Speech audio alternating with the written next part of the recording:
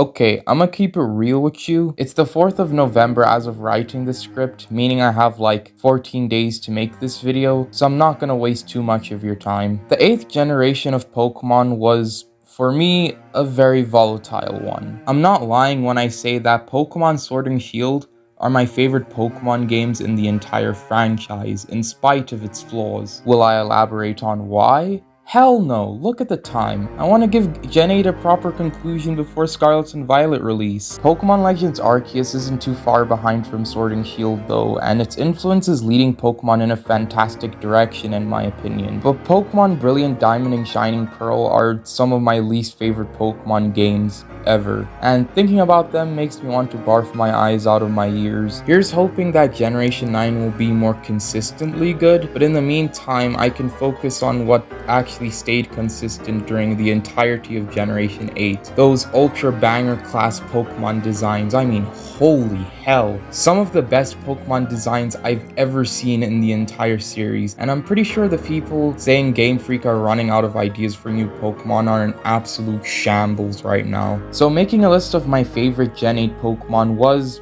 for the lack of a better word, very, very difficult. But hey, I managed to survive somehow. So again, I'm not gonna waste any more of your time or mine. Let's just jump straight into it. Opinion-wise, the new Pokemon for Sword and Shield as well as Legends Arceus were a complete 180 for me. I remember taking a look at both Pokédexes for the first time, getting disappointed, then playing the new games, enjoying the roster of Pokemon, thinking about the Pokédexes a bit more, and now here we are. Sure enough, this is probably why I love a lot of the new Pokemon in Generation 8. Comeback stories are the absolute best. However, there were a handful of Pokemon that I adored right after seeing them for the first time, one of which being the Hisuian form of Arcanine. First of all, big fan of Hisuian Growlithe. It's just so cute. I mean, look at him. I don't care what anyone says. Not even my friend who for some reason thinks he has too much hair covering its eyes. Second, there's a lot of satisfaction to be had with Arcanine, a Pokemon I've always liked, finally getting a regional variant. Something I've wanted since the Sun and Moon days back in 2016. Wait, Sun and Moon came out 6 years ago? What the actual fuck? Not to mention Hisuian Arcanine's design is just about perfect. The pride, majesty, strength, and cuteness of the original Arcanine was kept, while at the same time giving me a more appealing color palette of red and black. Or gray, but it's whatever honestly. On top of all that, there's the fact that I used one in my first Legends Arceus playthrough, and I loved him. He's the goodest of boys. The noble Hisuian Arcanine made for a satisfactory and difficult boss fight as well as giving us a touching narrative. And it's a fire rock type that hopefully puts the pretentious fire slug to shame. I guess with Scarlet and Violet coming out soon and Cantonian Arcanine being confirmed to return, we'll see just how good Hisuian Arcanine really is in competitive. Going from a Pokemon I liked from day one to a Pokemon that bathes in the whole Generation 8 was a massive 180 for me statement, here stands my now favorite Steel-type Pokemon, Hisuian Goodra. For context, Goodra has always been one of my favorite Generation 6 Pokemon, so when I saw that it got a regional form, I popped off like crazy. Then I saw the leaked sprite and got sad because Hisuian Goodra looked so depressed being trapped in a metal shell and all that, and that kinda ruined my mood on the Hisuian form for a while. But then I saw more footage of Hisuian Goodra and thought, wow, this thing is actually really cute, even cuter than regular Goodra perhaps. Fast forward to me catching Hisuian Sliggoo turned Hisuian Goodra when I got Legends Arceus, and I came to a shocking revelation. Wait a minute. Hisuian Goodra is smiling. I just looked at Hisuian Goodra from the wrong angle this whole time. And then Hisuian Goodra promptly proceeded to carry my entire first Legends Arceus playthrough, even more than Hisuian Arcanine and even my starter Pokemon. I'm not one for stall or evasion hacks, but Shelter is a scummy move and I run that crap because I'm somewhat of a scumlord myself. Besides that, Hisuian Goodra is a pseudo-legendary with a base stat total of 600, so I don't know what else I expected. Hopefully Hisuian Goodra makes it into Scarlet and Violet so I can use it in a competitive format with its broken signature move and good stats. One of many big examples of why that "first impressions are everything" statement is about as cringe as Toxapex during single Pokemon battles.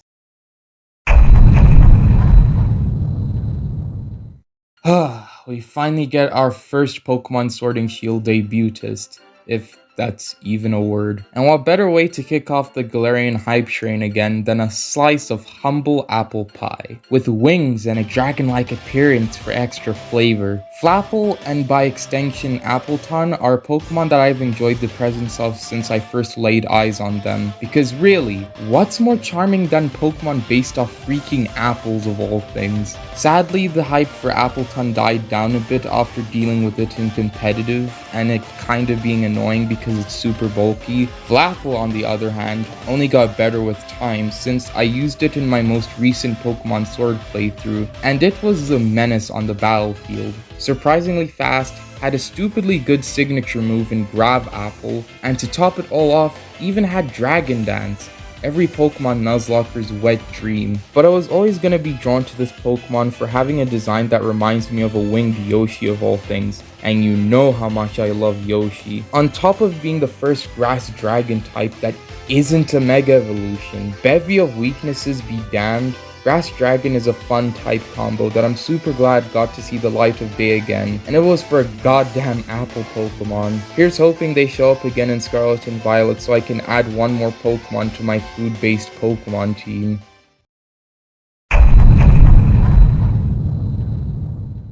Man, I remember when Pikachu clones were entirely weak sauce and not genuine contenders for my favorite electric type Pokemon. Or ghost type, in the case of Mimikyu, who's a Pikachu clone by proxy. Anyways, Morpeko's a really swell dude, unless you don't feed it and it gets angry. Or hangry, as the form is called in game. I think Morpeko was the first Pikachu clone I felt more or less positive towards from my initial reaction of it. It had spunk, a cool alternate form, and it was really cute.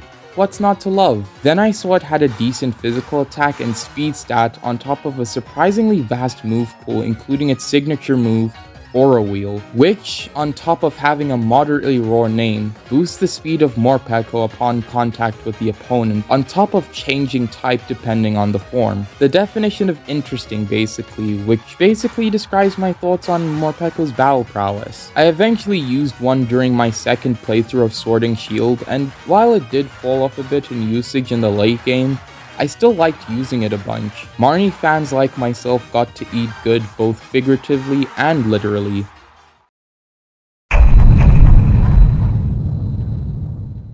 So,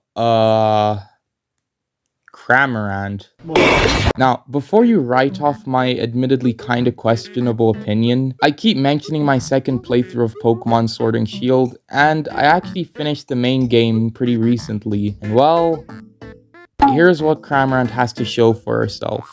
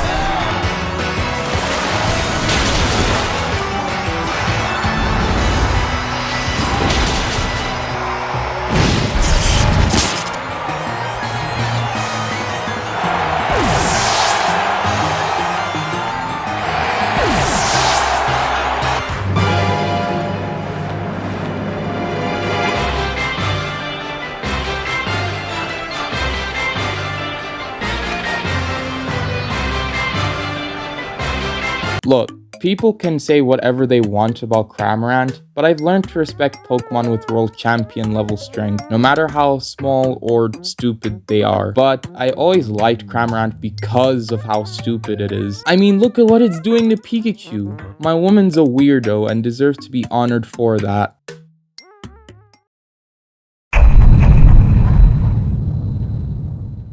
You ever just scream, "Holy S-word, I wanna be like them someday," reacting to something or someone before? That was basically my reaction to seeing Obsidian for the first time, because holy hell, look at this absolute sauce master. This was Game Freak's first attempt at an evolution of a regional form of an older Pokemon, and damn, what a beast of a first impression to have. But Chris, don't you hate first impression? There are exceptions to everything, Mr. Peanut Gallery. This Pokemon is an exception to that statement. He has everything I could ever want out of an amazing Pokemon, such as a well-rounded set of stats, fun move pool, including an interesting signature move that acts as a version of Protect that lowers the opponent's defense upon contact with the protected user, a raw as fudge design, and being an improvement of a Pokemon that comes from Hoenn, my favorite region. And to top it all off, I used it during my first playthrough of Pokemon Sword and Shield. You mean to tell me a Pokemon like this is supposed to just grow on you? Hell no! You either get it or you don't. And trust me, I get this thing hardcore. Hence why it ranks among my top 5 favorite Generation 8 Pokemon. Piers fans like myself got to party good both figuratively and literally.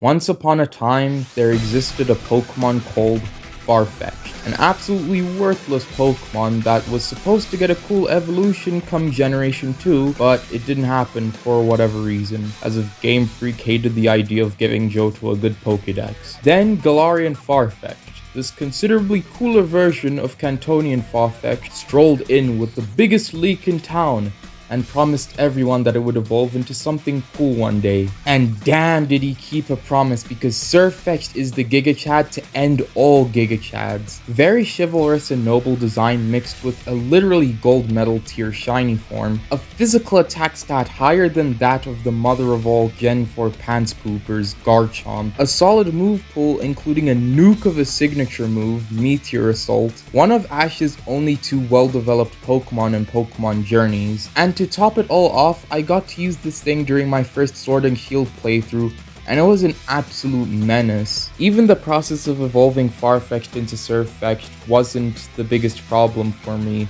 because I, for some reason, got lucky. You see, this is why I love comeback stories, because then great stuff like this happens. First we got David and Goliath, then we got the Karate Kid trilogy, and now we have this nightmarish monster. Absolutely magnificent.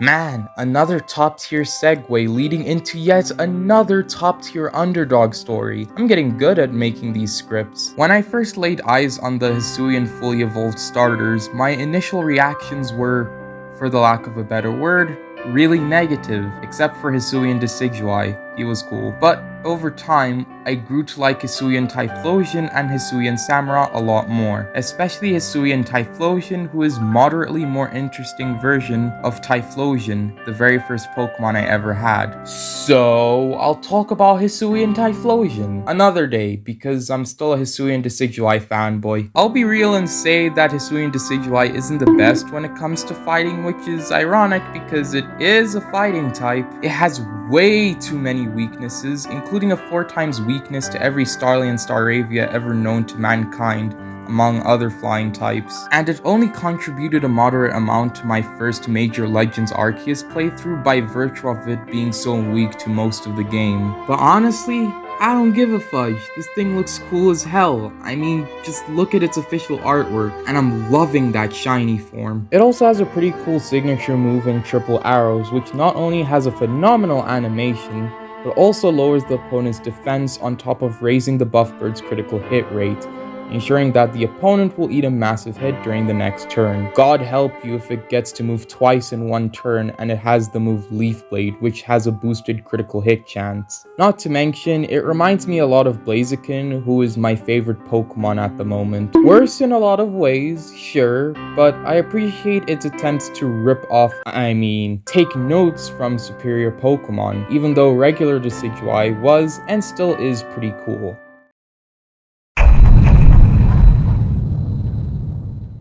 I never realized this until after writing this script and choosing my favorite Generation 8 Pokemon, but Grimmsnarl is actually built different.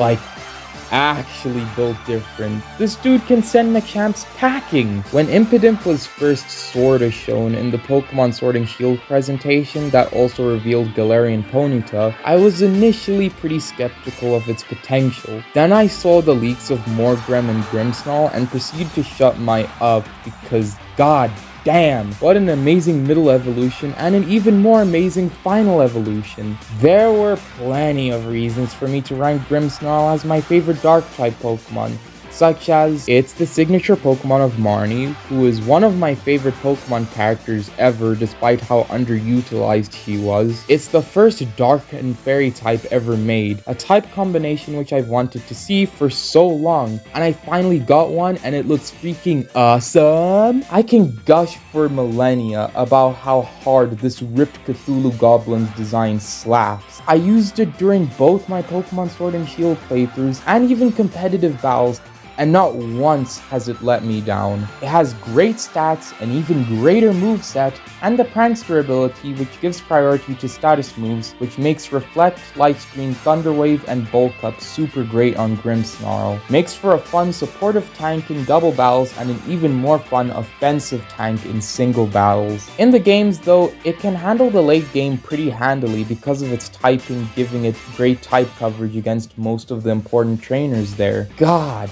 The first Dark Fairy type being an absolute banger was definitely the base case scenario for me, but damn, I didn't expect Game Freak to go this hard with Grimmsnarl. What an absolute legend. Marnie fans like myself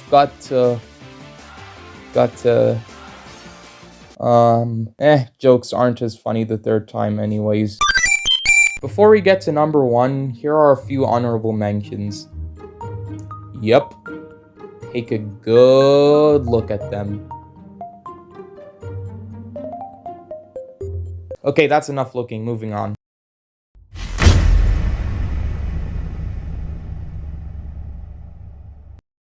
Starter Pokemon are something else, I'm telling you. Whenever there's a new region, there's a 99.9% chance that my favorite Pokemon off said region ends up being the native starter of the region. Primarily because of the fact that they are the first Pokemon I get to use every single playthrough, and they tend to have better stats, movesets, sometimes abilities than average Pokemon. This was the case for every single region except Unova, where Haxorus and Volcarona exist.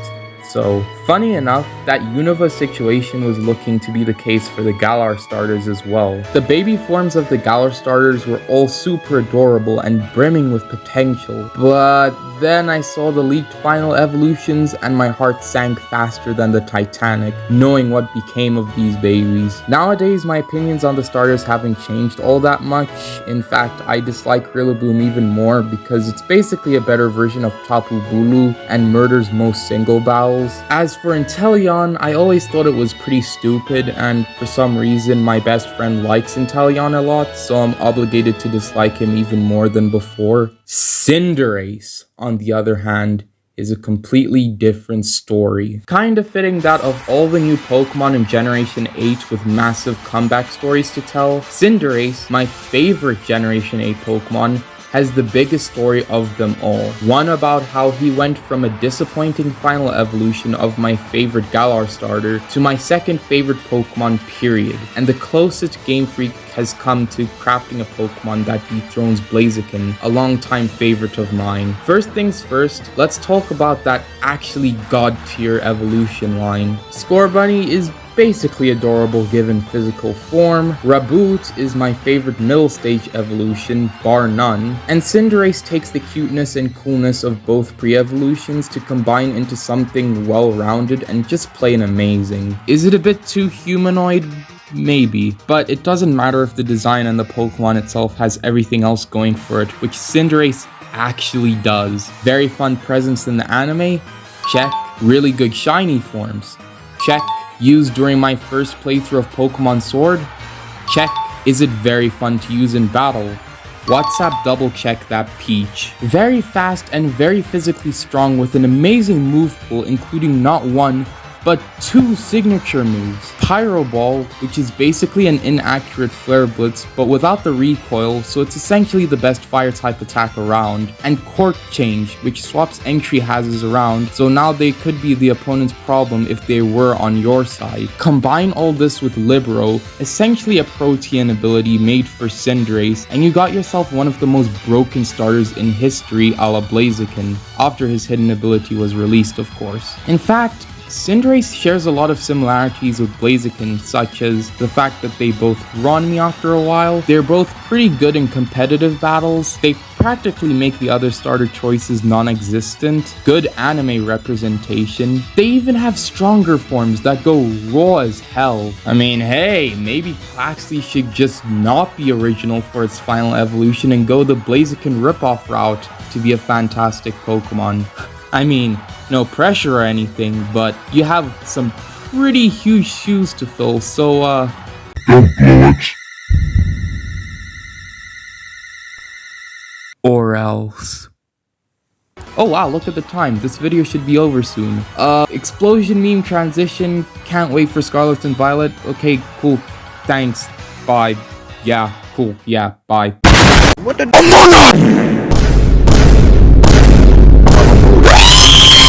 Hello, Mario.